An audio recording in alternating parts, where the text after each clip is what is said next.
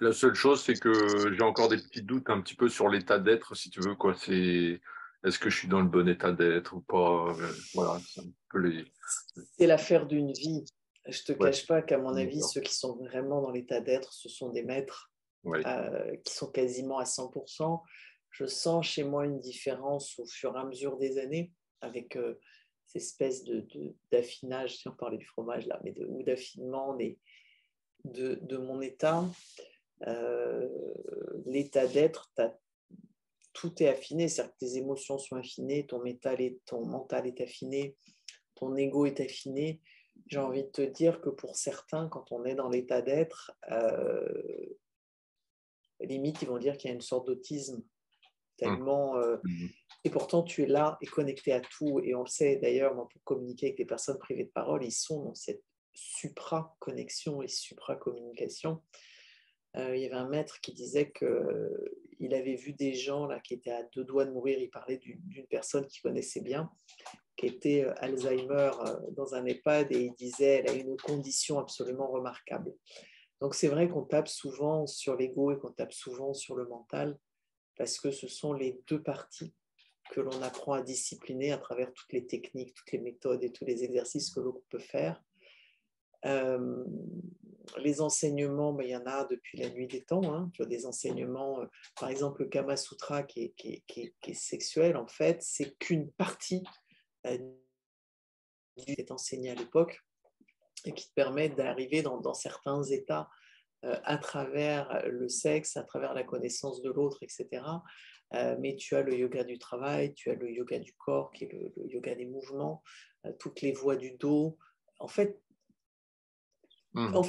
même tout ce qui concerne la maîtrise, en fait, je pense qu'un bon potier, un bon menuisier, et Oui, c'est oui, ce qui était d'accord. enseigné Hum. à travers les compagnons notamment, et c'est-à-dire à quel moment, quand on commence un parcours pour aller dans la maîtrise des choses, on va au-delà. Le souci, c'est que régulièrement, tu as des hommes qui retombent dans la satisfaction du plaisir, dans la satisfaction donc égo, mentale, etc., qui s'éloignent du chemin. Et ce qui est malheureux, c'est qu'on se met tous à taper sur le chemin et sur l'apprentissage, alors que c'est le fait d'une personne. Et l'autre chose aussi qu'on voit beaucoup en ce moment en Europe, c'est que comme l'Orient a développé énormément de pratiques qui, pour nous, occidentaux, nous semblent magiques, hein, Hum. on le voit avec le bouddhisme et cette capacité qu'ils ont, eux, à se réincarner, il y en a très très peu, hein, mais j'ai fait un webinaire sur la mort.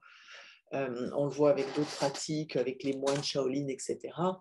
Et donc, tu as des transmissions, et je vois notamment les transmissions sur la Kundalini, qui sont une invention des années 60. C'est-à-dire que ce sont des gens qui ont commencé un chemin pour aller vers l'état d'être, qui justement, mental, ego, plaisir, etc., se sont arrêtés au milieu et se sont dit, moi, je vais amener ça en Occident, créer un petit truc un petit peu magique. Ouais, ouais. Voilà. Et donc, je vois certains trucs tourner où on va se focaliser sur la puissance, on va se focaliser sur les manifestations. J'ai encore vu un truc là. C'est jamais bon signe, en fait. Dès que vous avez une approche qui vous amène sur la notion de puissance, d'un hyper ressenti, dans l'état d'être, il n'y a plus de ressenti. C'est vraiment au-delà de ça. Je disais là, Philippe Guimand qui parlait de cet espace du vide, et il disait dans cet espace, les gens avaient du mal à comprendre, c'est comment il peut y avoir de l'information, mais comment on ne peut plus la percevoir. Et tu ne peux percevoir, c'est percevoir avec les sens.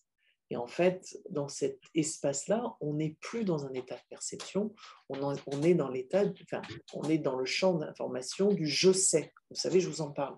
Je vous dis la Hum, com ouais, ouais. quantique, quelles que soient les approches, on arrive dans le je sais. Mais on ne sait pas, je sais la recette de cuisine, je sais. C'est la connaissance absolue qui est au-delà de la perception. C'est ce qu'on va appeler la vérité. Mais en fait, la vérité n'a pas de détail de la vérité, ne supporte pas de comparaison, ne supporte pas de distinction. C'est juste on sait. Ouais, c'est ça. Ouais. C'est un mouvement, mais qu'on ne perçoit pas. Voilà. Donc, bon courage pour l'état d'être. Tout ça pour dire qu'il n'y a pas qu'un seul chemin.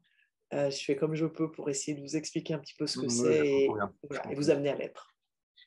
Je comprends. Mais ce qui est certain, c'est que c'est par une pratique répétée que l'on met en place l'instantanéité finalement de l'état d'être.